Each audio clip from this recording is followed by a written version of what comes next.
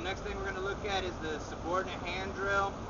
Believe me, the stick is the tool, but the empty hand is what we're training in all cases. So, right foot in. Again, we're working this empty hand. So we're putting the right foot in to make the left hand work more. Alright, basic chamber. One stick resting on the shoulder. Other hand right up against the center line. And we're just going to go 60. 1, 2, 3, 4, 5, 6. 2, 3, 4, 5, 6. And what you're seeing is the same as the broken 8 that we were just doing in the last video, but it's a single stick and an empty hand.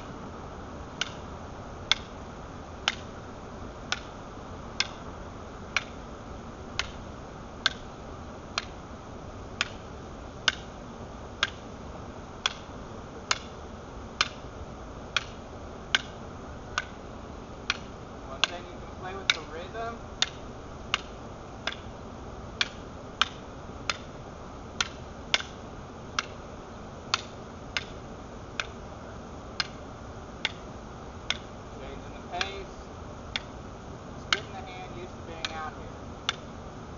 Start looking at the catch. Where can you catch? First catch right here. Okay, just grabbing that weapon. A lot of times I'll just put the weapon right here under my arm and we'll just peel the hand off. Okay, let's look at that catch again. Right here. We can go around.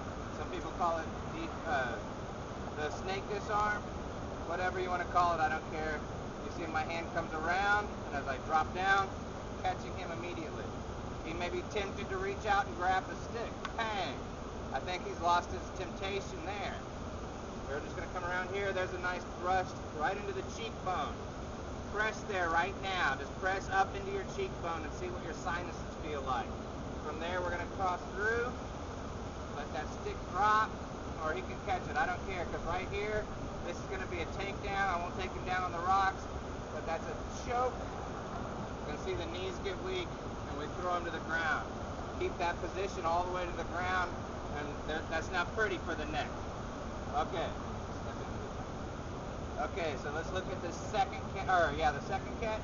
1, 2, 3, 4, 5, 6. I always like to go through the whole thing once before the catch.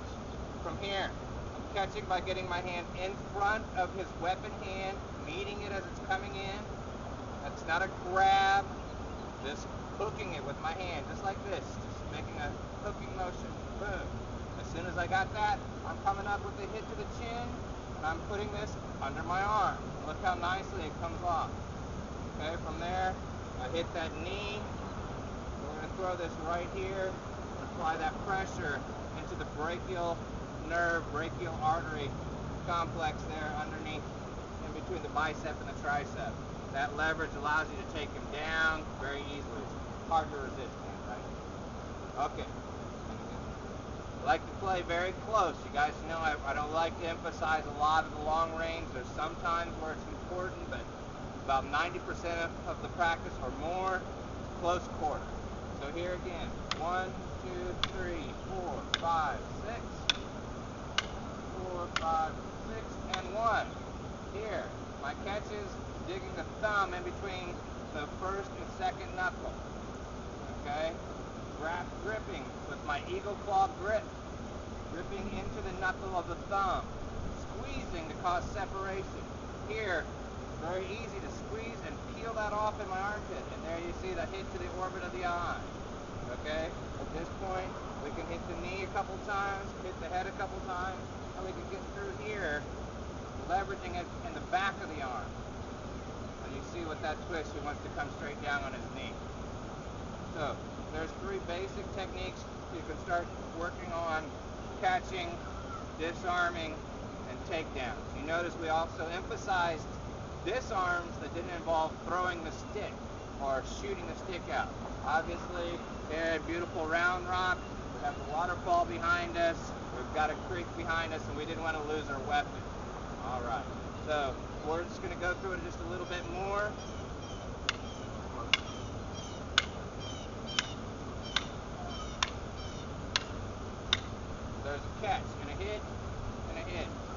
goes to block.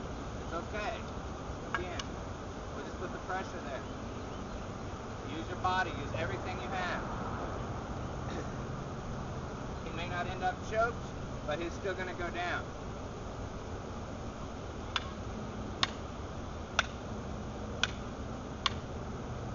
Here, he started to twist his wrist. I see I'm going to lose it right away.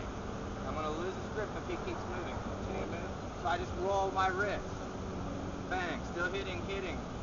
Okay, here we can go into this again. We can drop into this one very easily. Okay, come around to here. Oh, we got this one too. Okay, so what you saw with his wrist is this twirling practice. Just twirling the stick over the back of the hand. Most people would say moves like that have no practical purpose.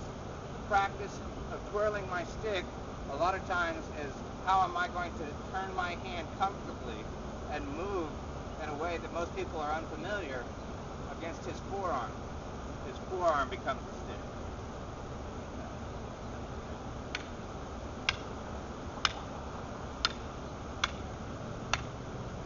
Here, catching again right here immediately, hitting, peeling this off.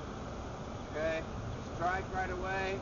The tendency is to block. If he gets his hand down there to block, he's still getting his fingers broke. From there, pang, and this fatigue right up to the skull. Okay, now go down to the foot too, and then back up to the head. Okay, so you have things to play with there. All right. One other thing about this is there's another tap that can come out, and that's going to the center line targets. So as we're going through the drill, 1, 2, 3, 4.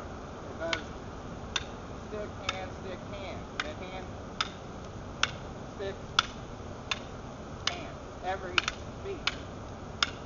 This is good to start getting your reflexes up. And then slow it down a little bit, you can stay in the drill. And you can get the third tap in there as well. So that's the subordinate hand drill. Plenty more to come on this one. Go practice.